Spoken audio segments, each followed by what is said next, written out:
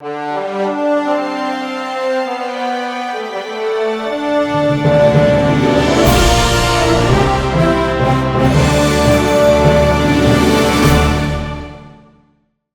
right. You don't think that happens to people? So what? We don't want to get shut down. That happened to McGregor the other day when In he the fight? yeah. Oh man. Fuck him out. What do you want to show, Adam? Snake. You said you want to teach everybody something. Let's do a bent over row. Barbell bent over row. Very basic yet very complex exercise.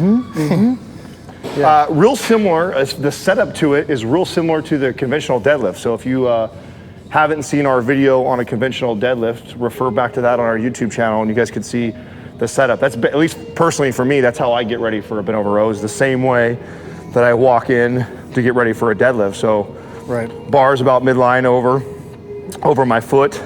I'm gonna hinge at the hip, come down. The only thing different is I'm probably gonna grab a little bit wider on the bent over row, a little bit wider than my shoulders, and then retract the shoulders, get that tension, then I'm gonna come up, abs tight, that comes right in. Good. Squeeze the scapula, right back down. Now here's the important part. Yep. This is the important part. You see scapula spreading, you see scapula come together. Right. Scapula spreading. Look at my fingers right here, watch, ready? That's the shoulder blades. Yep. And that's the shoulder blades, okay? he's pinching this into his spine. This part right here stays stable and tight. His core is tight. This is the part that's working. Right. And you notice he's pulling it in more towards his belly button here. So he's actually bringing it back. That way he can get full retraction and his elbows back far enough.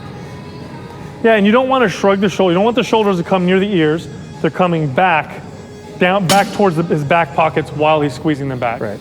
The most common thing is people stabilizing. I feel they have a problem with stabilizing. They get all the force to go in their lower back. Yes. And that's why it's so important to then get in proper posture and work on your hip hinging maneuver in order to be able to support yourself with this position right here. One of the best back building exercises right here. Common mistake though, I see a lot of people trying to go really heavy with it, and you catch them doing more of a row like this.